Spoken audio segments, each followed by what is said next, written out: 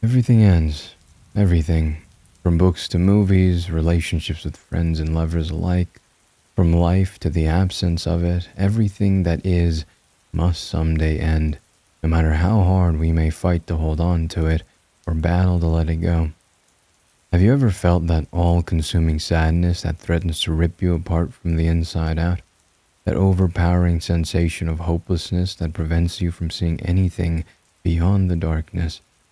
The moment in which you wish you could simply feel nothing at all, prepared to resign yourself to whatever it takes to reach that. I'm an empath, or that's the closest term I've found to give a title to my condition. My disease. My whole life, I've felt everything. Everything those around me endure, as well as whatever I'm going through at the time. Every shred of negativity around me sinks into my pores and festers and spreads, burning through anything positive like wildfire. It can be torture, never being able to shut it down or dig myself out of whatever hole I feel buried within. I imagine that some of you are rolling your eyes right now, assuming that I'm just some insufferably melancholy loser who takes everything too personally. I get that. I've heard it many times over the years. The thing is, another aspect to being an empath, or whatever this is that people are drawn to it, albeit unknowingly. Everyone has pain, everyone. No matter how rich or powerful, how content or blissful, everyone has pain. And everyone needs to get that pain off their chest from time to time. Who better to hear them than someone who can feel what they feel? Even people I barely know, people with whom I have maybe shared one or two conversations, when they have something going on, they find me.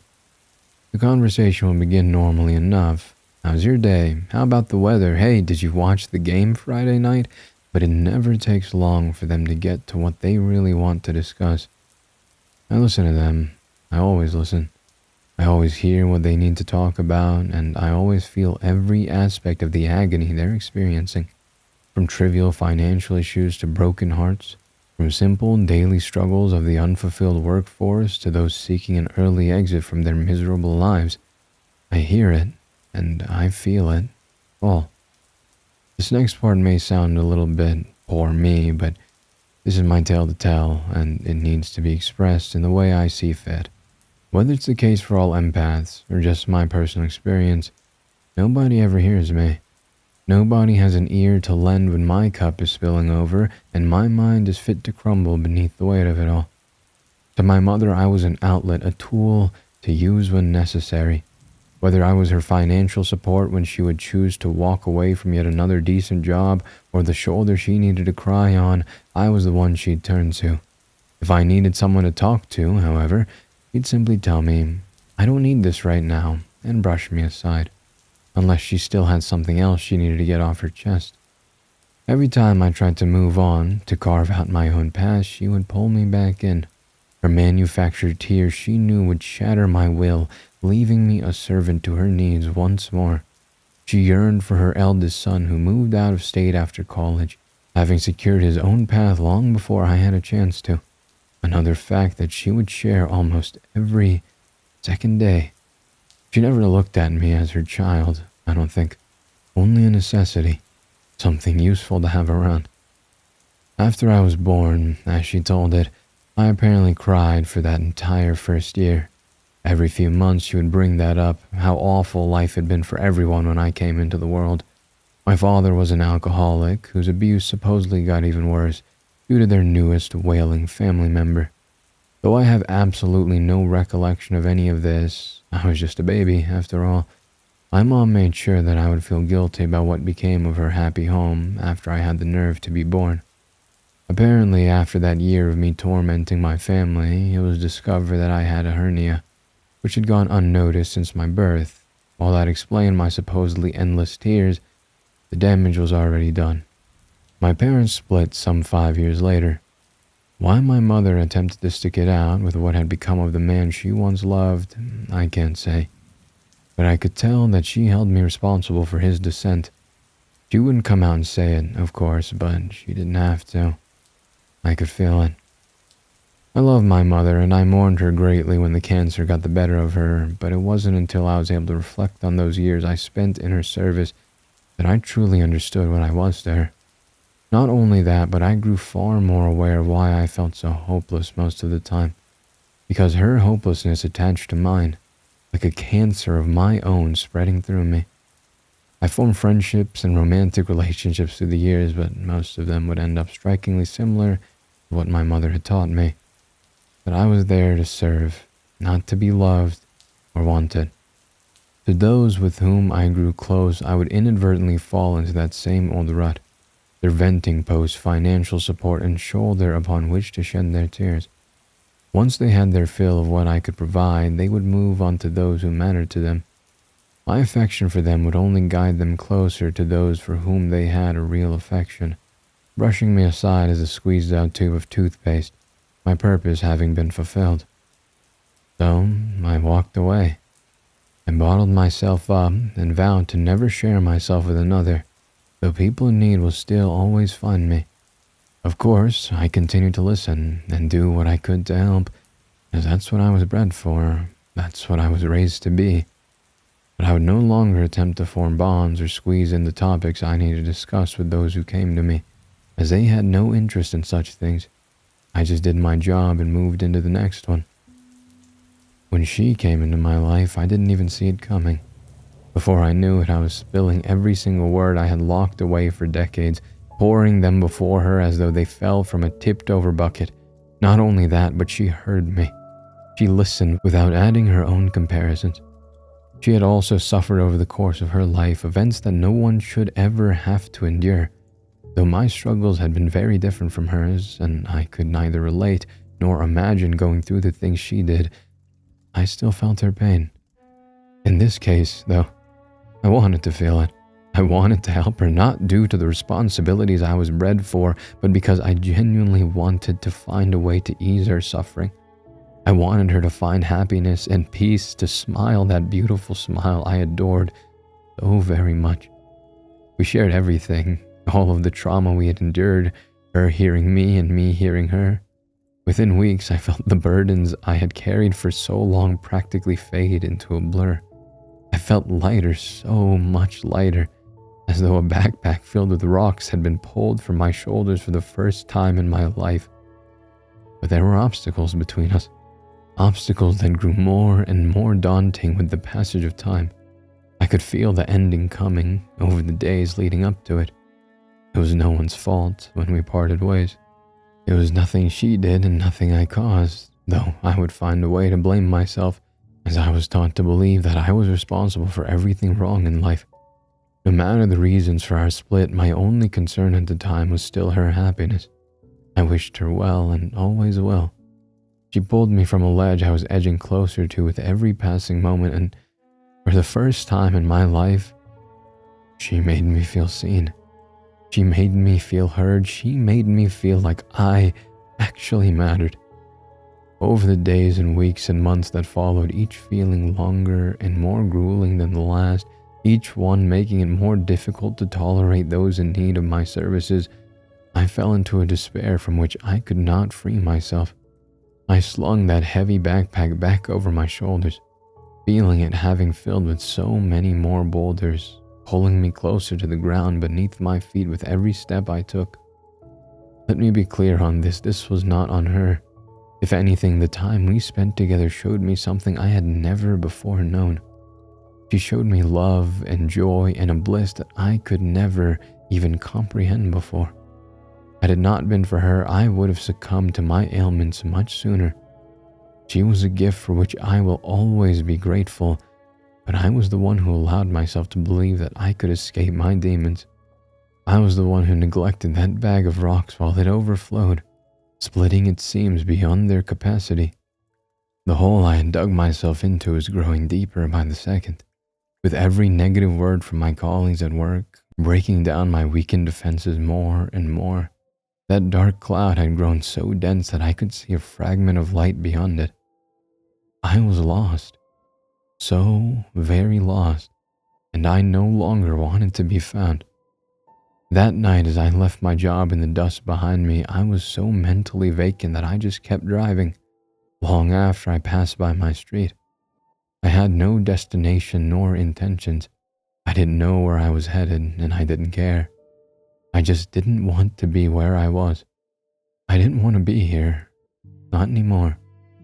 Miles upon miles faded behind me, my wary eyes only present enough to avoid obstacles in my path. I drove through the day and into the following night, my mind distancing from my body more with every mile marker, with my subconscious being the only part of my brain behind the wheel, of course. I failed to pay attention to my blinking fuel light. When my car finally spluttered to a halt, my vacant mind still present enough to guide my wheels to the breakdown lane, I didn't wince. I didn't roll my eyes. I didn't curse aloud or ask, "Why, God, why?" I didn't do so much as sigh.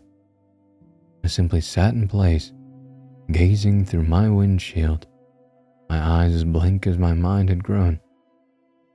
I was lost. I was good and lost now. At the time, though, I didn't realize how lost I truly was. Minutes bled into hours as I sat in place, feeling not the slightest motivation to move. Though I had been awake for around 35 hours by this point, I didn't fall asleep. Not that I was aware of, anyway. For all I knew, I could have passed out with how vacant my senses were at the time, but I think I was aware the whole time. As much awareness as I had. Having misplaced the concept of the passage of time, seeing only the darkness surrounding me, with not a hint of anyone or anything else alive out there, I finally unlatched my seatbelt, opened my door, and climbed out into the night. The second I exited my vehicle, I fell to my knees, almost crippled by the weight I had been carrying, overpowering me. It took every ounce of strength I had to push myself free of the cracked pavement, as though I were attempting push-ups with my car on my back. I let out a stuttered moan as I gradually raised from the concrete, unable to straighten my posture when I reached a standing position. Hunched over and dragging my feet, I began to walk, back in pursuit of a destination that I didn't have. With each step, I managed to lift my head, little by little, but still couldn't affix my gaze on anything but the road ahead of me. There was no wind or breeze. The temperature was warm and suffocating, making each breath a struggle. Though I straightened my back somewhat, the weight I carried kept threatening to push me back to the ground, but I wouldn't relent. I had to keep going, even without a goal ahead. That was my only guiding force at the time, that need to progress onward. Above that, all else beyond my fractured mind was transfixed. I felt nothing I would allow to register above the crippling mass attempting to conjoin me with the concrete. I felt as an empty husk plundering toward uncertainty, and I didn't care. I didn't care if I became more lost with every step, nor whether or not I may ever find my way back. In feeling everything for so long, every pain and hardship of everyone around me, for longer than I could even recall, I had grown numb. I had grown cold. I had grown uncaring about anything or anyone, myself included. After walking for God knows how long, with only the muffled sound of my footsteps registering, somewhere distant to my vacant mind, I became aware of something new. A sound I had not expected to hear, out in the middle of this vast emptiness of darkness and concrete surrounded by skeletal trees. At first, it was another set of feet, clomping across the concrete in far more confident steps than mine. As they drew closer, a voice accompanied them, snapping my wandering mind back to my overly burdened shell. "I haven't seen you before." The deep and strangely haunting voice spoke from my left. Momentarily caught off guard by my thoughts rejoining my husk of flesh, it took me a second to realize that something was missing from that voice. Something that had been missing from me since I began this journey. I felt absolutely nothing. No sadness, no happiness, no welling tears or inner doubt. Not only from me, but from the one who now walked alongside me. "You don't have to speak," he said, a croaking chuckle accompanying his words. "Most who arrive here don't. I can't even tell you the last time I had a conversation with anyone." I just kept shuffling my feet forward, neither acknowledging what he said, not responding. Yes, there was a semblance of pain in his voice, that brooding uncertainty with which I was all too familiar, but it didn't resonate within me. I didn't feel the weight of it, which, had I been in my right, normal mind at the time, would have concerned me. Yes, I had grown to despise that insufferable sensation of feeling everyone's woes. I could barely stand to leave my house most days, immediately feeling every doubt and fear of every neighbor and each driver coasting by on the road. But I had always felt it. Always. Since I was a child, experiencing the anguish of my mother before I even understood what it meant. It's been a part of me, like a fifth limb I had no control over. To feel the absence of that should have alarmed me, or at least left me relieved that I had somehow outrun it over the many miles I traveled. But it didn't. It barely even registered. For what it's worth. The voice said, still spoken through lips I had no motivation to look upon. You're almost there. Out of nowhere, through the haze and shadows, through the muted fears and silenced doubts, I felt relief. I felt grateful. I felt tired. So very tired. But thankful that I may rest soon. There's just a ways ahead. If you don't mind, though, I'll stick with you until you get there. These are the only times I get to enjoy a little company. Even if you don't see me, even if you can't acknowledge me. There was a slight twinge within me, a spark of feeling beneath my muted senses. For the briefest moments, I felt the unbearable solitude of this individual, inspiring a tear to slip from each eye. Don't cry for me, friend. You've endured far too many tears for far too long. You're almost there. You're almost free. As concrete gave way to dried and cracked dirt beneath my feet, somewhere beyond my darkened cloud, I saw that the trees fell behind, leaving only a vast landscape ahead, an emptiness I craved the closer I got. I felt more cracks from beneath my steps, the sounds of the splitting earth, barely an echo to my muffled ears. As the flat ground began to decline somewhere inside, I knew that I was close to a sensation that caused my heartbeat to reawaken, pulsing against my eardrums. When my chest met contact with what I can only describe as a wall, only as tall as my shoulders, a trembled smile lifted the right corner of my mouth. All right. The voice said, finally inspiring my eyes to seek out its source. Just a few things to be done, and then I'll leave you be. When I turned in place, allowing my back to press against the wall, I gazed upon the long, pale, and bony bare feet. I glanced from the tattered hem of his dusty gray robe to the slender and wrinkled forearms and fingers twice the length of my own. I continued upwards until I met the sunken cheeks, withered lips, and stitched-shut lids over vacant eyes. I didn't wince from the sight of this haunting individual, only allowed more tears to spill with the thoughts of my suffering finally reaching its end. I returned a weakened smile to that of my traveling companion, imagining his long since closed eyes to be leaking as well were they able. As he knelt down, pulling a threaded, curved needle from within his robe, the last sight my eyes met was that of the seemingly endless fields of many shapes and sizes of heads protruding from the dried earth around me. If you can still feel anything. The man said, tenderly closing my eyelids with his cold and lifeless fingertips. This will only hurt for a moment. His touch was so gentle as he guided the needle through my upper eyelid, not so much as scraping the cornea beneath as he pierced through the lower lid. There was the briefest sensation of something resembling pain, but I had grown so numb that it was little more than a light pinch at most. Once both eyes were sealed, he softly conjoined my lips, folding my ears over themselves and stitching them into a shell around my already muffled hearing. As I could still make out the slightest sound as he backed away from me, the earth around me closing in as a cocoon, a safety blanket concealing me within its warm embrace, I vaguely made out his parting words.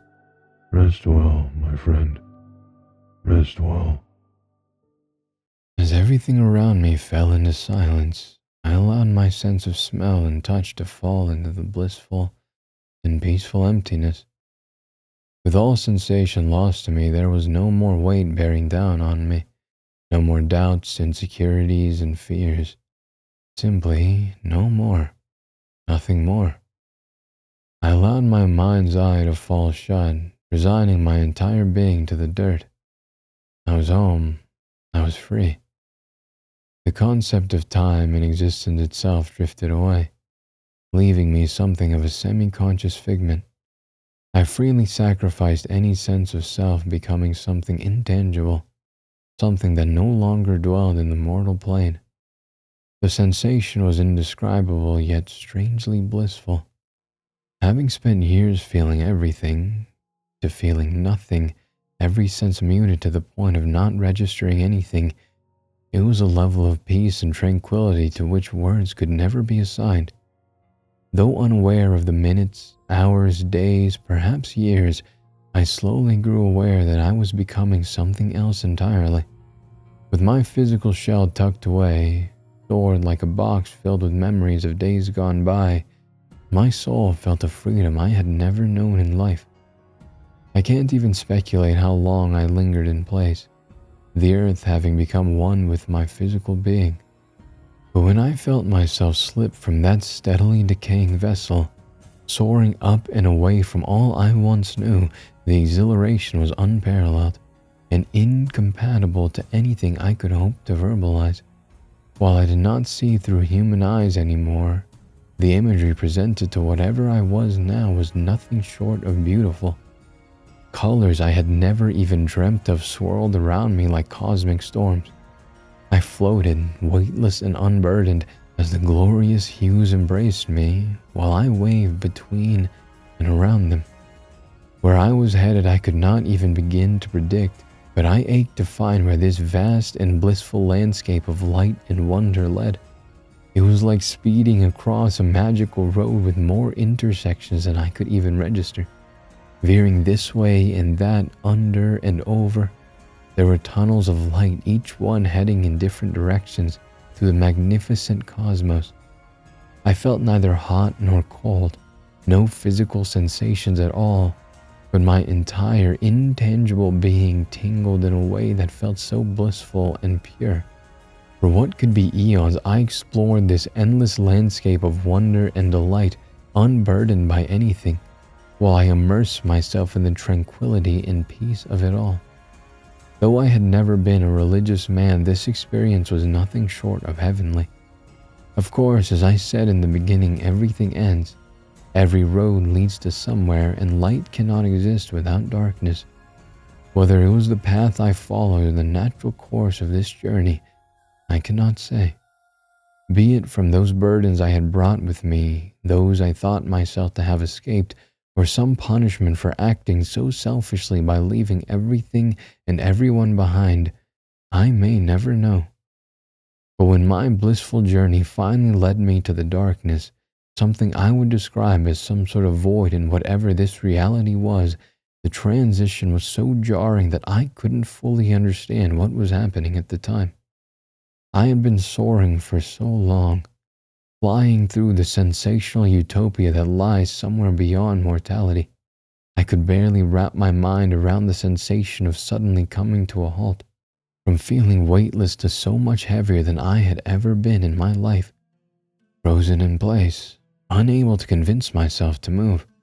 Though I wasn't something physical before I landed in this place, the agonizing and shocking sensation of pain through every fiber and nerve ending I had lost track of caused me to howl a wail of sheer torment.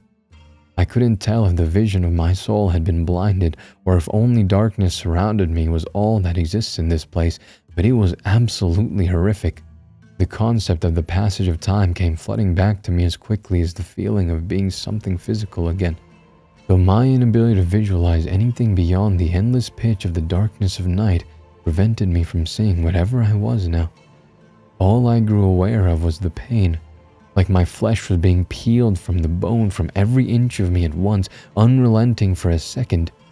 Oh yes, I had no doubt that time was passing, with each millisecond feeling like an eternity of torment. While I couldn't see anything, what I heard assured me that I would have no desire for any light to reveal what surrounded me. An echoing chorus of screaming voices from near and far, each howling their own misery and torment, my own blending with theirs. That wasn't all, though. Almost as a backing track to this soundtrack of agony was a trembling but satisfied laughter. I couldn't tell if it was produced by one or by many, but whatever the case, it would seem that this unyielding torture was inspired by some sort of consciousness.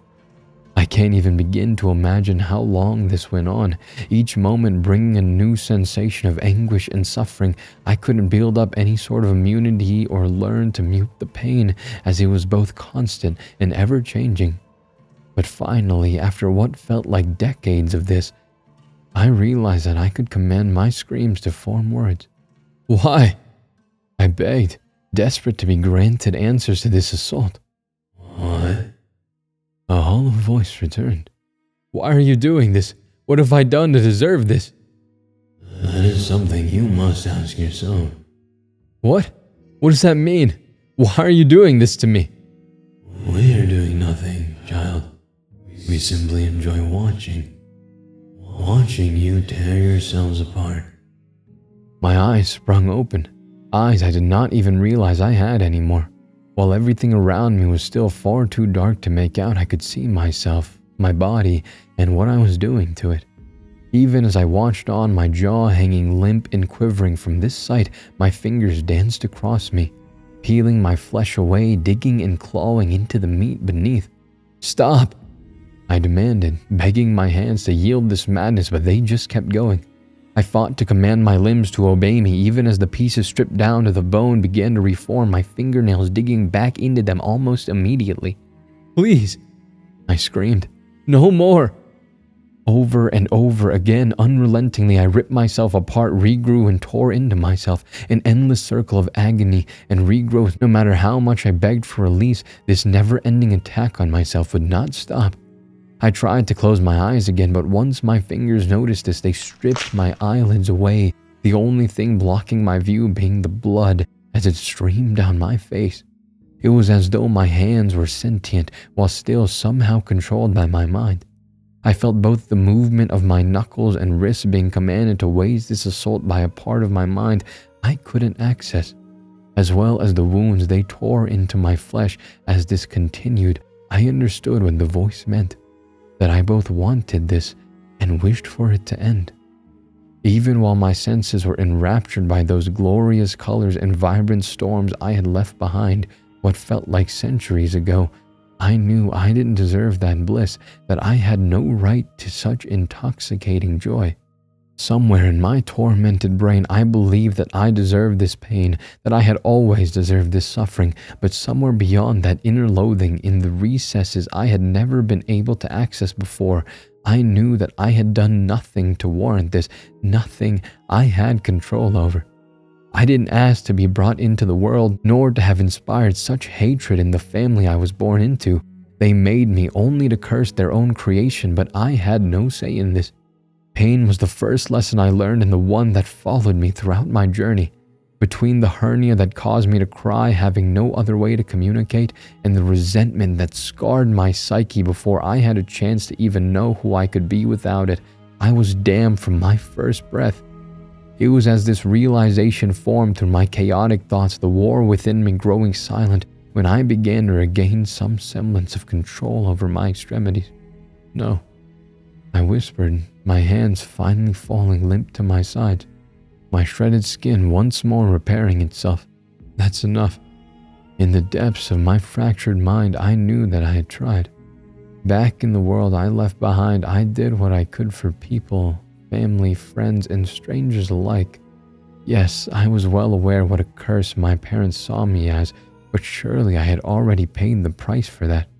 Surely I had given enough. Enough now. Suddenly, whether it was actual ground beneath my feet or not, I felt myself falling, as though a trap door had opened below me. the screams of pain and anguish falling silent from above. I wasn't afraid of where this would land me, nor did I dread any potential impact when my fall came to an end, but I knew it would end. Everything ends. When my surroundings once more fell silent and still, I felt a peace begin to overcome me. The first sound I heard was that of the threads being cut loose, those concealing my ears first, my mouth next, and finally the one sealing my eyelids shut. Welcome back, friend. That deep and gentle voice said as the dirt around me slipped away. My vision clearing after so much time spent concealed, I found myself gazing into the vibrant, violet eyes of the one who led me here. While he was still quite frail in his appearance, his regrown eyes gazed into mine with such wonder and life, I felt a warmth spread through me I had never known. I threw my arms around his slender frame, both of us shedding tears on the other's shoulder moments later.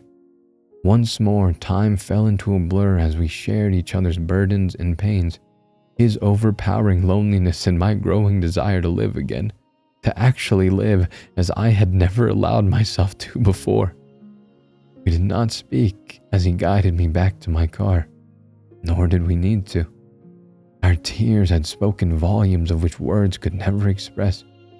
Everyone needs a break sometimes, even those more broken than they know. We shared a smile as I took my seat behind the steering wheel, completely neglecting the fact that I had run my tank dry over my journey to this place. He gave me a nod as he turned away, walking back in the direction from which he had approached so very long ago. I watched him in the rear view as he disappeared into the fog, as though blending with it. Turning back to face the windshield before me, I wasn't sure where I was going, nor how I was going to get there. But I wanted to see where the road would lead me, no matter what struggles may lie ahead. As I reached for the shifter, in hopes of guiding my depleted vehicle back to the town from which I had fled, I felt the strangest sensation in my left hand, the one which had previously been wrapped around my steering wheel. There was a warmth that I hadn't been aware of before, spreading through my fingers, up my wrists, and embracing my suddenly trembling heart. I knew this feeling, these fingers entwined with mine. I was lost, good and lost now, wasn't I? Once more, I felt my eyelids cracking open, having not realized they were closed. And once more, I found my gaze meeting the most amazing sight. Those big, beautiful, brown eyes I was certain I would never see again, shedding tears at my bedside. It took some time to fully accept what had happened, that my car had drifted off the tarmac sometime after leaving work that night and bypassing my home. My broken mind was so distant from my body as I sped from one road to the next that I didn't even realize when I went off that bridge, landing in the shallow lake below. The hour was late when the accident occurred, so I wasn't discovered until the following day, when an early morning commuter noticed my headlights. Fortunately, with the river not deep enough to swallow my car whole, I didn't drown, nor was the wreckage completely hidden from view. I'd suffered some broken bones, my left shin and wrist, my right collarbone, and a cracked skull, but it would appear I had ended up in a coma from the instant my head made contact with the windshield. I'd remained in that state for a good 3 weeks, give or take. She hadn't heard about the accident until about a week and a half ago, but she had visited me every single day and night since she found out what happened. I can't help but to believe that she was the one who truly guided me back home, or at least helped me find my way. I still have a good deal of recovery ahead of me, both mental and physical, but I hope to leave the hospital soon. This is not the best environment for someone who can feel the suffering of others, but perhaps I can help some of these lost souls find some peace as well before I go. As for what lies ahead between she and I, there are things to be said, discussions to be had. What comes next is yet to be revealed, unpredictable, as things should be. While I don't know if I will ever fully heal from the demons of my past, nor will I claim that I am completely free of the burdens that led me somewhere far beyond that riverbed. I can't say whether or not I will ever fully understand or accept my purpose in this world, but I don't feel quite as lost as I did not so long ago. What I do know is that, one way or another, it's time to let go of the guilt that inspired me to tear myself apart, from both the inside and on the surface, to put an end to those old ghosts once and for all. After all, sooner or later, everything ends. Some of the hardest parts about starting my thoughts at the end of these stories is, what words do I say after I finish? Sometimes I say "and scene." Sometimes I say that was an amazing story. But maybe a little bit of silence is okay for this one. Will Rayne is a great friend and an amazing author. He's written The Devil's Due and much more on the channel, and he let me read this very personal piece of his. He let me read it before it was ever read on his narration channel with Tim Sprague, The Last Lodge, and I'm honored to be able to read it for you on this channel today. I hope you all enjoyed this one. I'm not going to give too many thoughts because I want you to take from the story what you want to take from the story, whether that be just enjoying my voice or whether that be something else. Thank you, Will, for letting me read it. Much love. I will see you in the next one. Ego, Volt, Anima, Vestra.